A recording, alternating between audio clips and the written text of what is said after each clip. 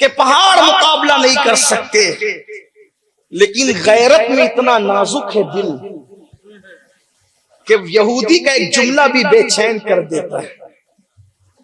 جس کو یہودی کا ایک جملہ اتنا بے چین کرے، اس کو اپنے امتیوں کے اعمال کتنے بے چین کرتے ہوں گے۔ اصل بات یہ ہے، جس کو یہودی کا ایک جملہ، اور پھر ہوا کیا، کہنے والے نے کہہ دیا حضور حساس، جگر مراد آبادی کا شعر ہے جس کا ایک مصرع ہے، نازک ہے بہت غیرت سلطان مدینہ۔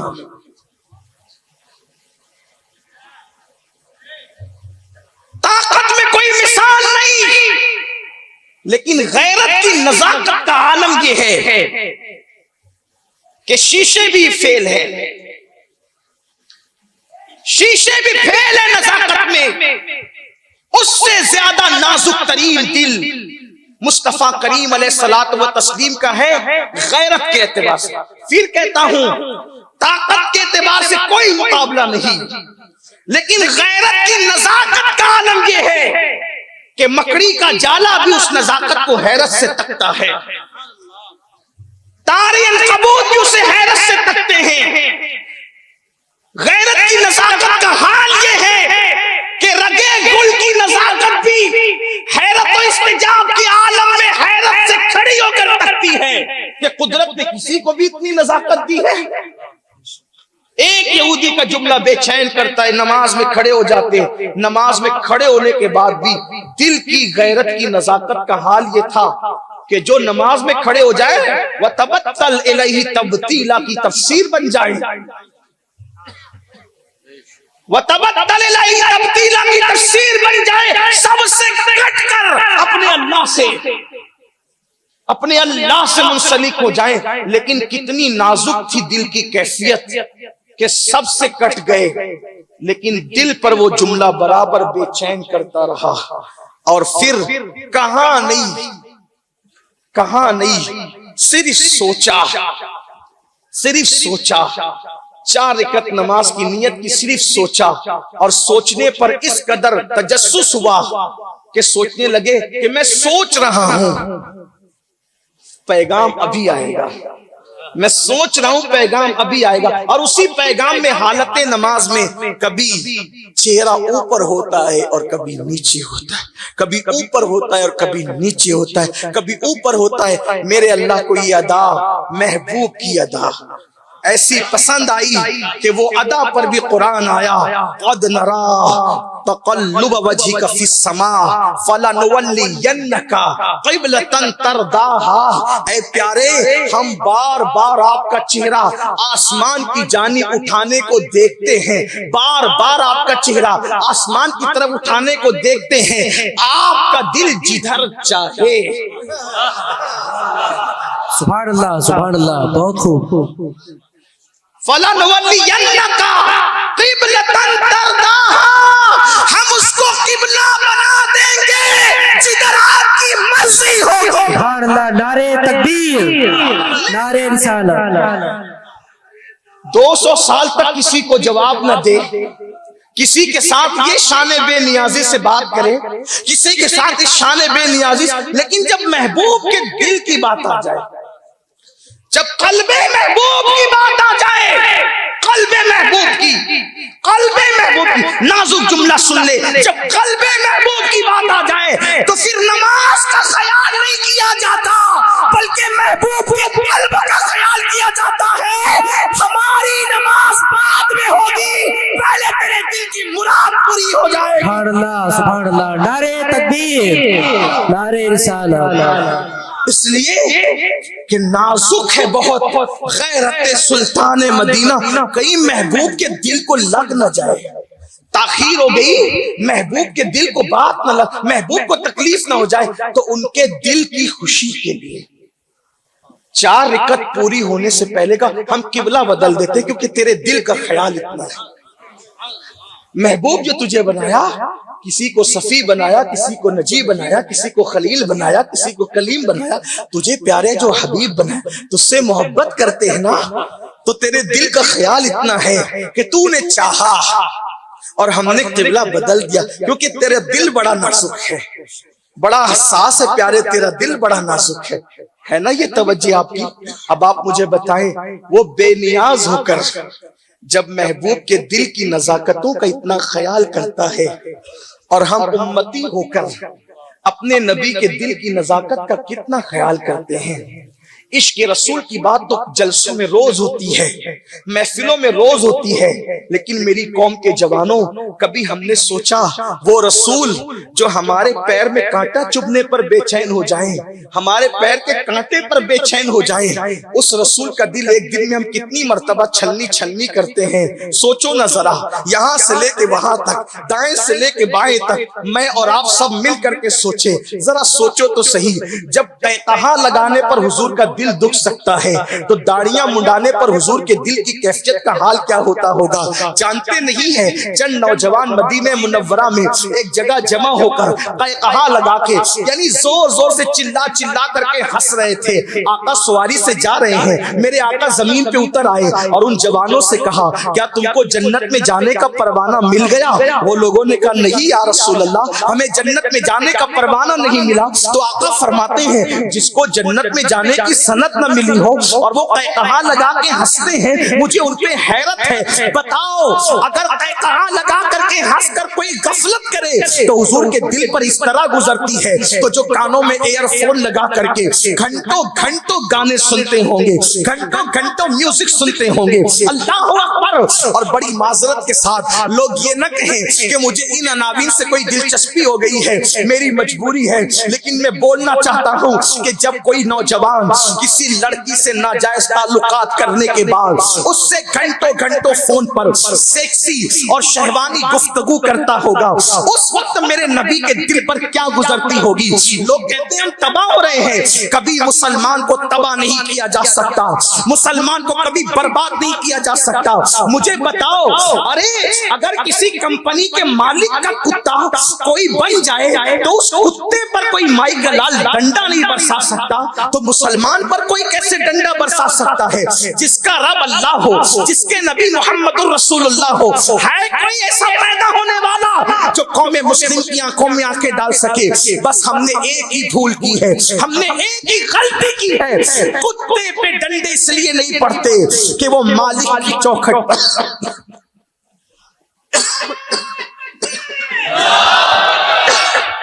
یا رسول اللہ، وہ مالک کی چوکھٹ پر پڑا ہوا ہے 24 گھنٹہ، مالک کی ایک روٹی پر 24 گھنٹہ اس کی چوکھٹ پہ پڑا ہوا ہے، اور ہم اپنے اللہ اور اس کے رسول سے اتنے دور ہو گئے اعمال کی وجہ سے، جرائم کی وجہ سے، گناہ کی وجہ سے، کہ آج امت مسلمہ کا یہ حال ہو گیا کہ دنیا کا کوئی ملک ایسا نہ رہا جہاں پر مسلمان اس عزت کے ساتھ جی رہا ہو جس عزت کا وہ حقدار ہے، اس وقار کے ساتھ جی رہا ہو جس وقار کا وہ حقدار ہے، اس عظمت کے ساتھ جی رہا ہو جس عظمت کا وہ حقدار ہے، ان حقوق کی پاسداری کے ساتھ جی رہا ہو جو مسلمانوں کے حقوق ہوں۔ وجہ کیا ہے؟ ایک دن میں کئی مرتبہ اپنے نبی کا دل دکھا رہے ہو، کبھی کاؤنٹ کو کر لو، کبھی حساب تو کر لو، کبھی لکھ تو لو کہ ہم نے نبی کا ایک دن میں کتنی بار دل دکھایا۔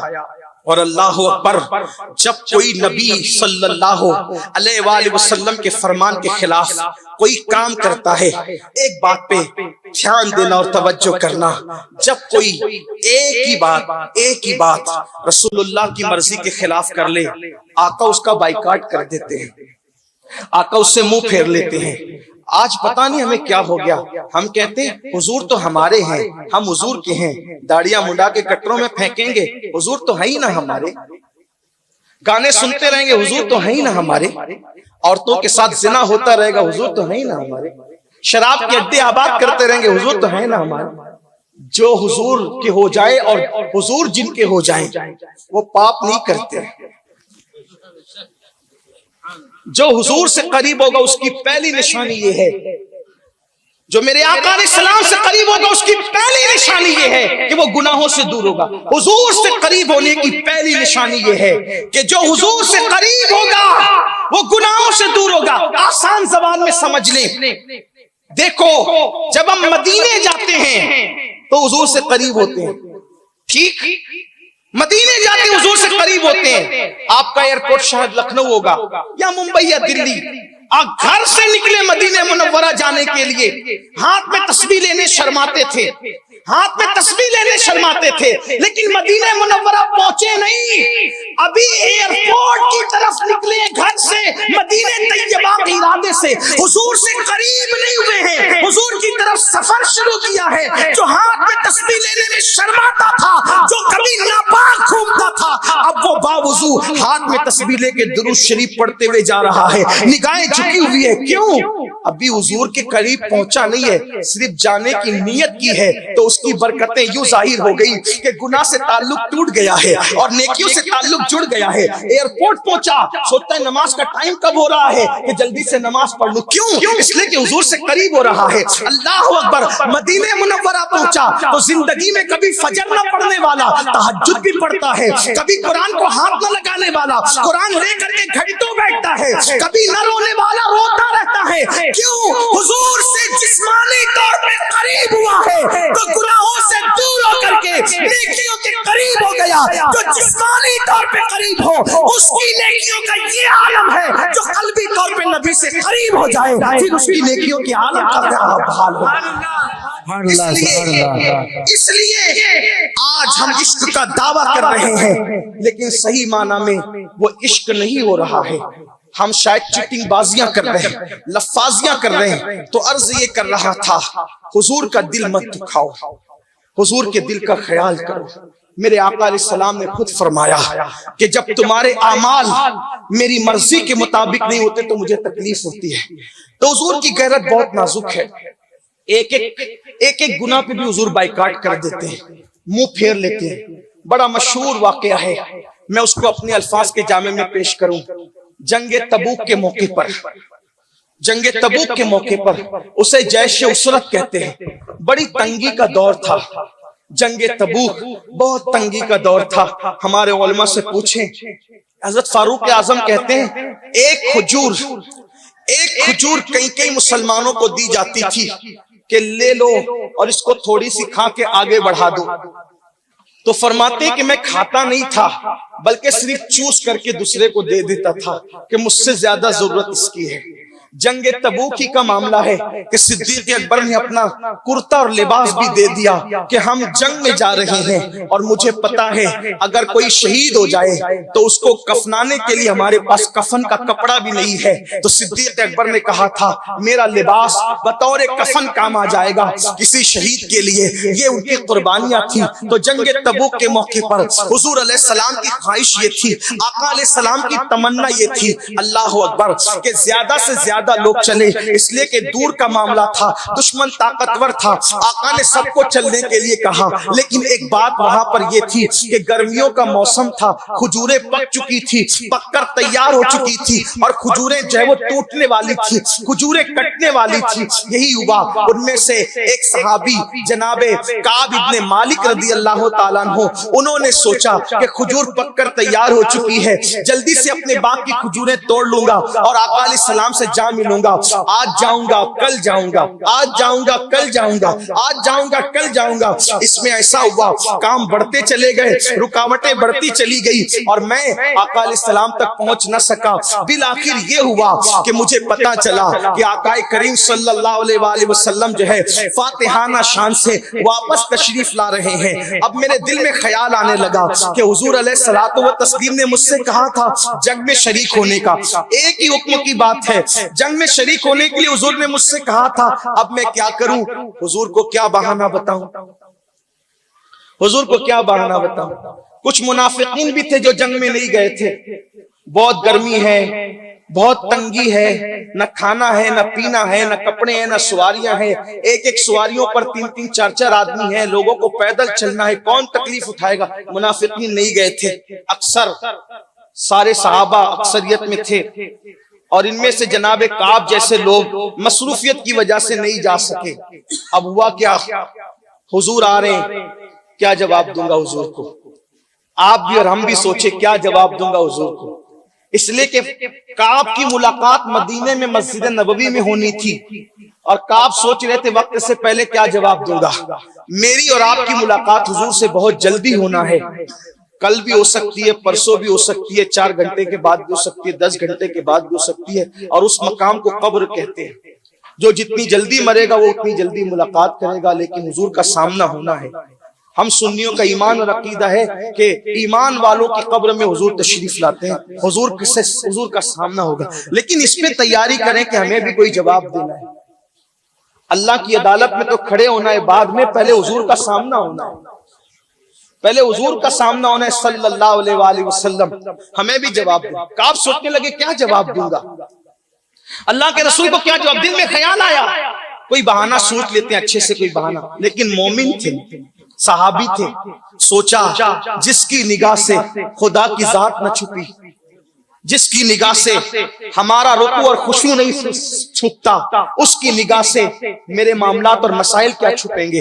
کہا جو بھی فیصلہ ہوگا ان کا وہ ہوگا, جو بھی فیصلہ ہوگا ان کا وہ ہوگا. لیکن میں سچی سچی بات بتا دوں گا, معاف کریں چاہے سزا دیں, ان کی اپنی مرضی. معاف کریں چاہے سزا دیں, ان کی اپنی مرضی ہے. سچی بات پیش کر دوں گا. منافقین نے بڑے بڑے بہانے گڑھ لیے, یہ تھا بچہ بیمار, بیوی بیمار, ایسا ویسا تیسا, سب انہوں نے گڑھ لیے. حضور علیہ السلام آئے, مسجد نبوی شریف میں نماز ادا کی, اور پھر اس کے بعد لوگ ملنے آنے لگے. آگے منافقین تھے, حضور ایسا تھا, جاؤ جھوٹا بہانا, جاؤ جھوٹا بہانا, جاؤ جھوٹے بہانے کرنے والے منافقین کو چھوڑا, کچھ نہیں کہا. کیوں؟ وہ تو تھے ہی اپنے نہیں, وہ تو تھے ہی اپنے نہیں.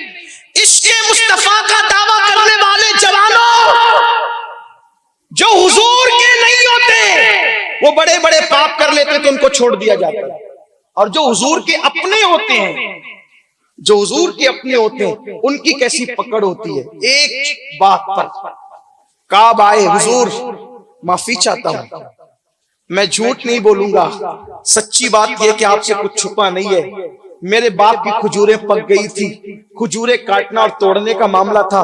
سوچا آج جا کے ملوں گا, کل جا کے ملوں گا, آج جا کے ملوں گا. آج میں حضور میں پہنچ ہی نہیں سکا. اب بندہ پرور کریم آقا, آپ کی مرضی, آپ کی مرضی, جو چاہے فیصلہ کرے. حضور نے منہ پھیر لیا.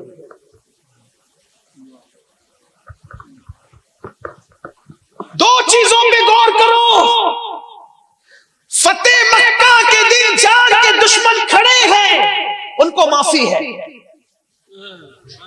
اور عاشق کو ایک بظاہر ایک بات پر, ایک فرمان پر عمل نہ کرنے کی بنیاد پہ منہ پھیر لیا جاتا ہے.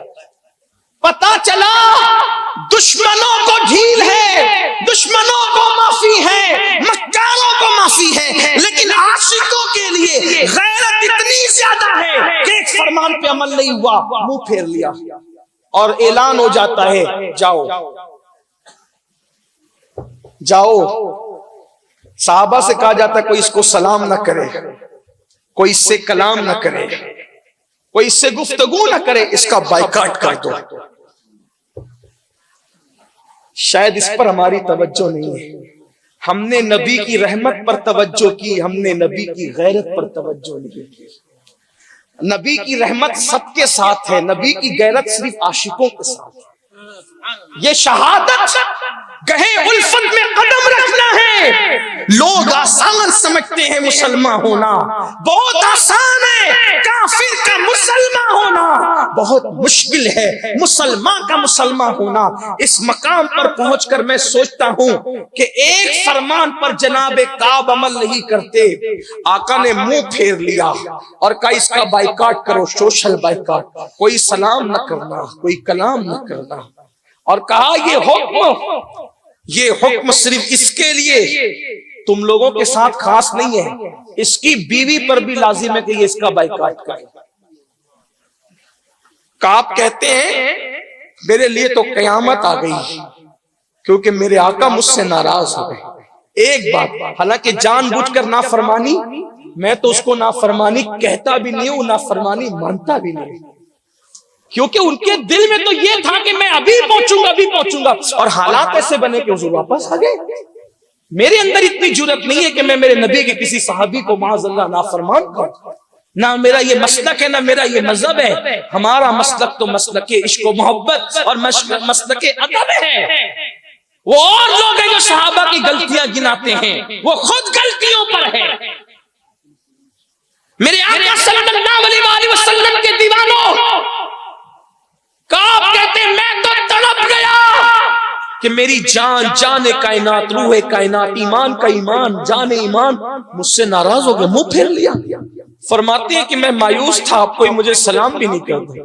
میں گھر پہنچا، گھر تو میری بیوی چادر اوڑھ کر باہر نکل رہی تھی، جو کبھی بغیر اجازت گھر سے نہ نکلی۔ جب وہ چادر اوڑھ کے گھر سے باہر آ رہی تھی، میں نے پوچھا کہاں کا ارادہ ہے، اجازت کے بغیر کہاں جا رہی ہوں؟ منہ پھیر کے کہا جس سے محبوب نے منہ پھیر لیا ہو اس کے ساتھ میں رہ نہیں سکتی۔